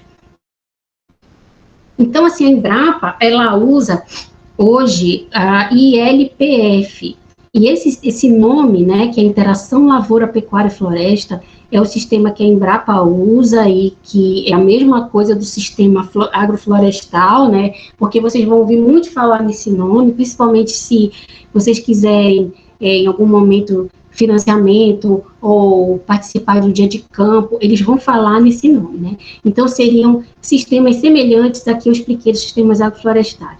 E os bancos também usam essa nomenclatura. É só para tirar essa dúvida, né, de achar que são coisas diferentes. Não são semelhantes, né? O que muda mesmo é só o nome. Então, aqui, esses sistemas agro-pastoris, né, eles têm vários benefícios, vamos dizer assim. Então, primeiro, quando você planta espécies em uma área degradada que, por pisoteio do gado, por exemplo, se planta uma árvore ali, ela vai quebrar aquele solo e vai aumentar a permeabilidade da água, né? Então, o sistema agroflorestal, ele pode recuperar áreas degradadas por vários tipos de degradação, vamos dizer assim. Então, você vai ter ali muitos benefícios, né? Você pode recuperar a pastagem degradada, como eu falei, né? Você vai ter uma diversificação do sistema de produção. O que isso quer dizer? Que você vai ter várias espécies misturadas ali. Aumento da renda do produtor e da qualidade de vida, né? Que é o que a gente chama de agricultura sustentável. O que é agricultura sustentável? É quando você, além de ter um pensamento voltado para o meio ambiente, né, você vai ser ecologicamente correto para aquele ambiente, né? Você vai ser economicamente viável, que é se você consegue vender aquele produto e trazer renda para aquela população, né? Então, e também você vai ver tanto a parte social, econômica e ambiental. Então, quando você se preocupa com essas três informações, você vai ter uma agricultura sustentável, né? Entre outras características. Então, aqui tem algumas imagens, né, para mostrar. Nesse caso aqui, seria um sistema silvopastoril, onde você tem espécies florestais e o gado ali, né, no meio com a pastagem. Esse sistema é o que a gente mais vê, né, que é o silvopastoril. Aqui nós temos também, ó, esse daqui parece muito com nossos quintais, né? Então, ali você tem várias espécies, tem 2 espécies florestais, tem o açaí, aí você vai ter os animais, né? Então, você percebe também que tem estratos diferentes. Você vai ter espécies muito altas, espécies de altura mediana e espécies baixas, né? Então, o que a gente já vai falar, que são vários estratos, né? São vários estratos, seriam várias alturas de espécies. Mas não só isso, seriam espécies que eram de sombra, de sol, de meia sombra, né? Então, essa combinação, existem várias propostas de sistemas agroflorestais. Eu também vou deixar disponível um material que fala desses sistemas com cacau, né? Foi pela CEPLAC, a CEPLAC lançou, e lá tem vários esquemas que mostram espaçamento, como você calcular o número de espécies para plantar. Então, aqui, ó, tem um exemplo. A gente olha isso aqui, sem essa marcação, parece uma bagunça, um monte de espécies misturadas, mas se você for prestar atenção, tem uma sequência, né, de espécies, eu até coloquei por setas coloridas, para você ver que não está bagunçado. Então, foi usado um espaçamento correto, né, de acordo com essa quantidade de luz que as espécies podem receber, e também o tamanho da copa delas, né, e um local apropriado para a produção. Então, você observa aí que tem uma sequência, né, da disposição dessas espécies. E abaixo de espécies que não dão muita sombra, vamos dizer assim, principalmente as palmeiras, que a sombra é bem menor, você pode colocar esculturas anuais ali. Você pode colocar também ciclo curto, né? Então, você pode colocar o milho, o arroz, a mandioca. O arroz é mais difícil, dependendo da variedade, porque tem variedade que precisa de inundação. Mas você poderia plantar a mandioca, o milho, o feijão, entre outras espécies, né? Numa área mais aberta, o abacaxi e maracujá, e assim vai, né? Porque um dos benefícios do sistema agroflorestal é que ele vai atrair diversidade de animais também, né? Vai haver também uma diversidade da fauna, da microfauna do solo, então vai melhorar o solo, diminuir o ataque de doenças. Por quê? E pragas. Porque como você vai ter vários insetos ali no meio, um inseto controla o outro. Então, dificilmente você tem uma praga que acabe com toda a sua plantação. Você vai aumentar a diversidade do solo, porque vai ter vários tipos de micro-organismos presentes naquele solo, então aquele solo vai ter uma melhor, vamos dizer, ele vai ser uma melhor fertilidade, né? Se você fizer também a adubação, você vai, lógico, melhorar essa fertilidade do solo.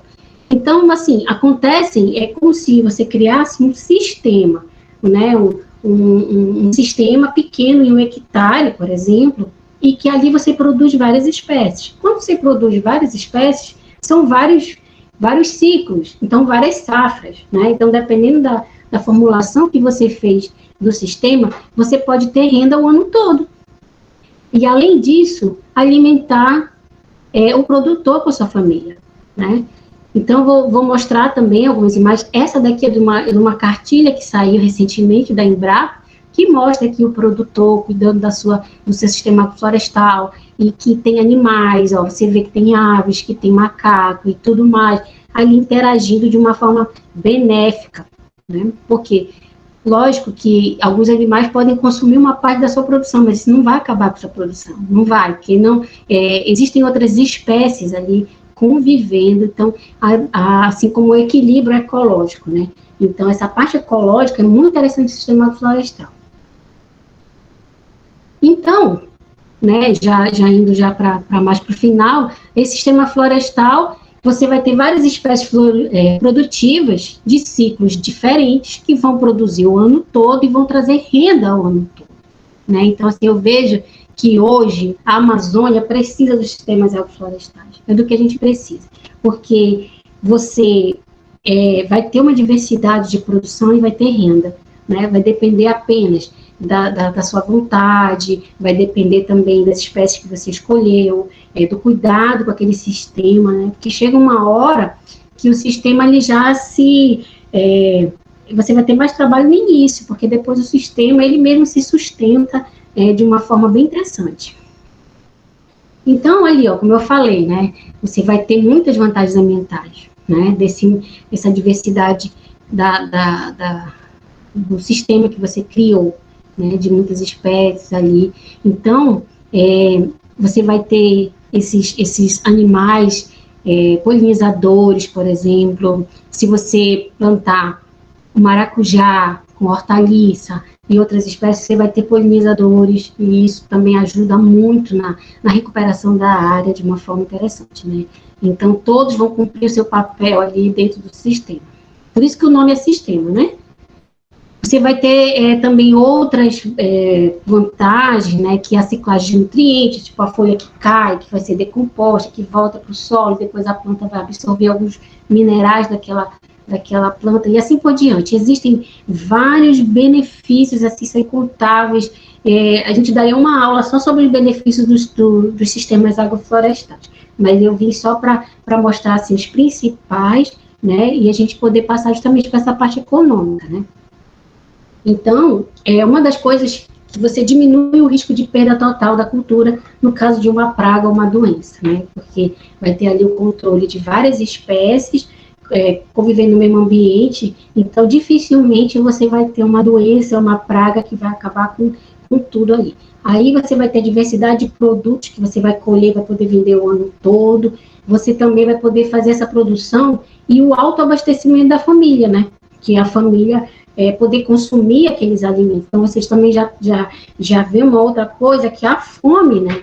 Então, você já retira esse problema familiar, eu tô com fome, não tenho como... Tem banana, né? Vamos lá, que aí tem uma outra espécie, para lá quebrar castanha, e assim por diante, né? Pega um cacho de pupunha para a gente cozinhar para o lanche da tarde. Então, assim, a família também vai se beneficiar dessa produção, né? Existem também que você não vai depender de atravessador, se você quiser, né? Isso daí também vai, porque o atravessador se interessa por áreas onde vem assim, grandes quantidades. Então, como você vai ter pouca quantidade menor, você não vai precisar de um atravessador, você pode fazer venda diretamente na feira, ou trocas, ou né, e assim por diante. Existem muitas formas de ter essa vantagem econômica, né, e se precisar, a gente também pode ajudar no que for preciso, dando informações, né, sugestões para isso. Então, assim, resumindo, né, você tem vantagens ambientais e vantagens econômicas, além das sociais, né, porque, assim, eu nem coloquei as sociais aqui, mas você tem, né, que é ali a família, né, você pode também gerar emprego, entre outras coisas. Então, mas indo para as vantagens ambientais, você vai ter um aumento da diversidade das espécies, vai ter várias espécies vivendo no mesmo ambiente, uma interação benéfica entre essas espécies e a sustentabilidade. Das vantagens econômicas, você vai ter diminuição de pragas e doenças, diminuindo o risco de perder essa produção, diminuir também a dependência da flutuação de preços, porque o mercado que você vende é diferente do mercado de um monocultor, por exemplo, né? E o consumo familiar. Então, aqui nós temos um exemplo para mostrar de uma forma prática, né? Aqui foi aquela imagem que eu mostrei anteriormente, e aqui ele deu uma sugestão de que espécies poderiam estar no sistema. Lembrando que assim, é interessante observar exemplos da própria região, com espécies da região, ou espécies que são adaptadas, vamos dizer assim, com as condições climáticas, certo? Então, aqui eu tenho um exemplo, que foi um SAF utilizado em Juruti, tem até o site aqui do lado, mas eu posso mandar também o site para vocês, podem avaliar, podem ler as informações, e que ele usou essas espécies. Em 1 hectare, ele plantou acerola, graviola, cupuaçu, laranja, cedro vermelho, pau rosa, cumaru e andiró.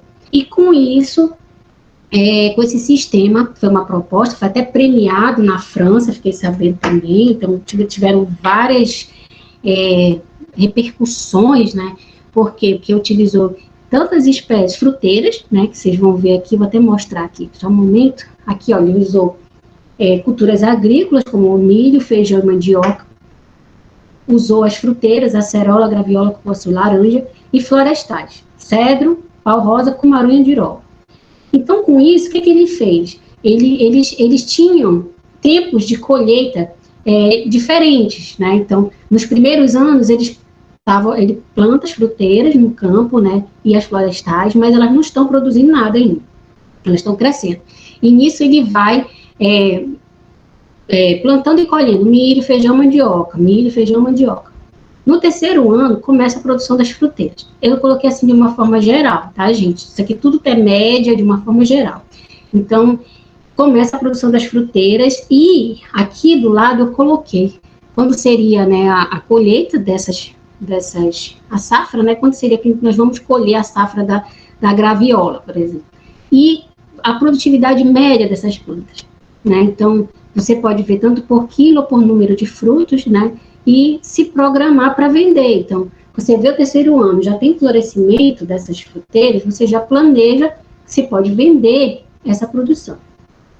As espécies florestais, no caso, você tem tanto espécies madeireiras, como o cedro vermelho e o cumaru aí, né, uma proposta assim, né, que eles fizeram, e você tem espécies não madeireiras, no caso o pau rosa, onde você pode vender a essência do pau rosa, retirada principalmente das folhas, né? E a andiroba, onde você vende as sementes ou o óleo já retirado. E isso, eu sei que as comunidades geralmente já fazem, eles já retiram esses óleos, né? Eles já sabem fazer isso. Então, o que você vai percebendo? De acordo com a produção dessas plantas, você vai tendo renda, e você vai plantando várias espécies ao mesmo tempo e vendendo, né? Então, assim, só para ilustrar aqui, essa aqui foi a imagem desse sistema lá de Juruti quando eles implantaram, né? Você percebe que tem as árvores estão plantadas ali, as espécies, as fruteiras, mas você percebe que tem várias áreas abertas, né? Então, durante os 3 primeiros anos, essas áreas vão estar abertas. Então, você vai fazer a roça normal ali no meio. Né, faz a roça normal, você planta lá o milho, feijão, mandioca, fica colhendo, né, e o interessante é você misturar, né, essas espécies, porque a mandioca, ela tem, assim, vamos dizer, ela satura o solo, ela tira, assim, do solo muitos minerais.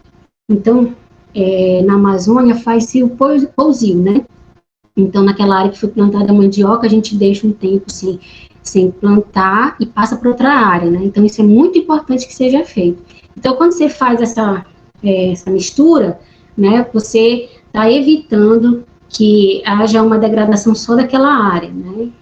E aí, depois que essas plantas começam a produzir, você vai começar a receber a renda mais das espécies frutíferas e dos florestais, né?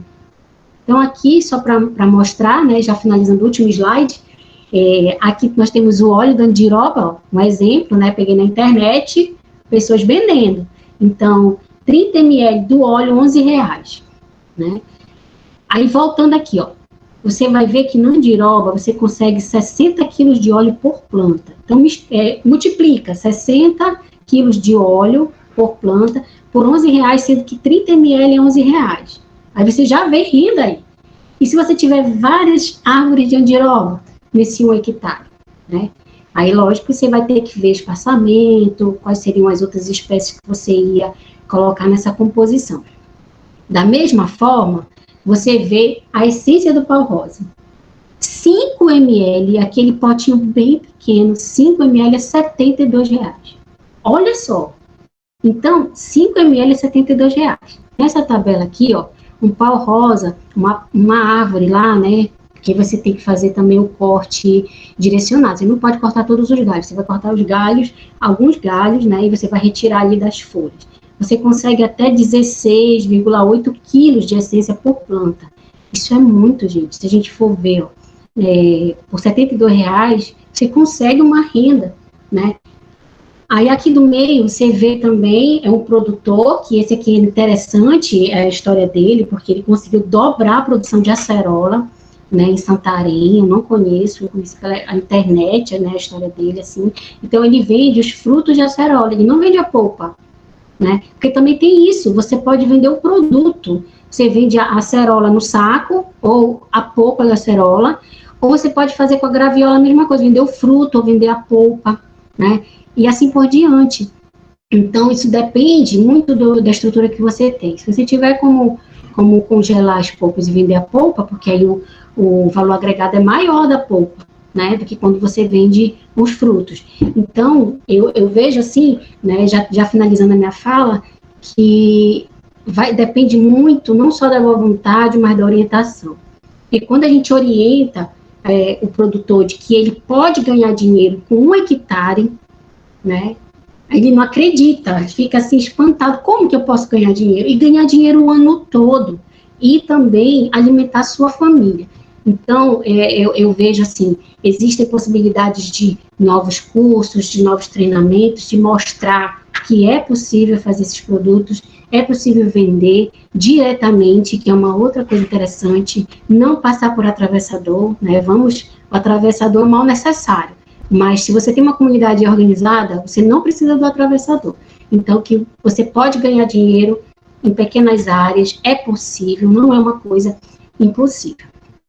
Então, agora eu queria agradecer a todos a oportunidade de mostrar essas duas propostas e fico aberta aos questionamentos, se for necessário alguém fazer algum questionamento, a gente está aqui para responder.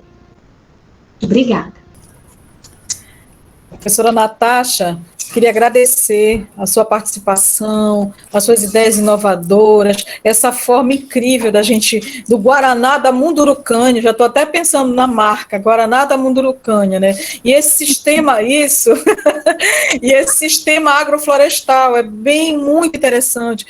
Eu não vou sossegar enquanto eu não ver esses índios plantando bastante Guaraná e a gente utilizando essa riqueza da floresta. Obrigada, Natasha, obrigada pela pesquisa de fôlego que tu tiveste, uma pesquisa muito, muito, muito incrível sobre esses produtos da Amazônia, e isso aí vai dar, assim, eu estou te falando, isso aí vai dar um grande impulso na região, e principalmente na região da Mundurucânia. Muito, muito obrigada. Eu fico muito feliz de poder passar essas informações, porque, assim, quando desde da graduação, eu achava, assim, que a pesquisa, o que a gente aprende na universidade tem que ser divulgado, tem que ser passado, não pode ser guardado, né? Não pode ser guardado só no artigo científico que está publicado.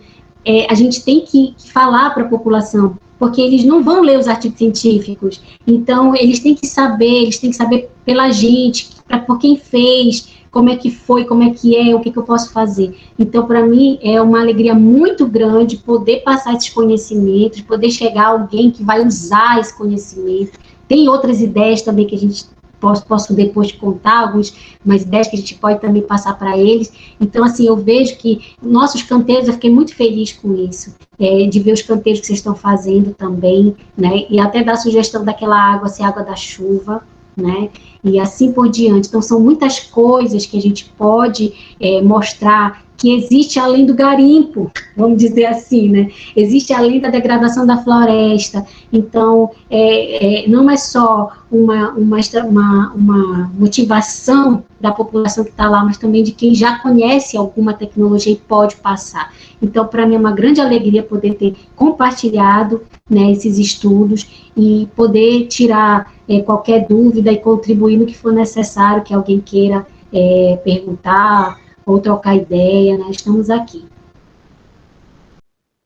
Grande momento esse dessa apresentação, um grande momento esse do IPEASA de promover esse debate, essa troca de saberes, né, entre professores, entre pesquisadores, e mostrar para a comunidade essas alternativas também, todos os módulos muito bem pensados, muito estratégicos e muito interessantes para ser discutido nesse tempo agora. Então, eu queria agradecer a todos que participaram, a todos os professores, os debatedores, os mediadores, aos alunos, e desejar, assim, muito sucesso nas suas pesquisas, na sua vida, e que eles possam colocar em prática todos esses conhecimentos. Aqui as minhas considerações. E que outros eventos como esse, obrigada, professora Alice, que ficou na parte técnica, professora Rosiane, professora Sueli, a professora Ordoenha, professora Liz Carmen, professor Valbos, professor Benjamin, e todos os outros profissionais que estavam nesse curso, muito interessante, muito legal, e a nossa gratidão a vocês.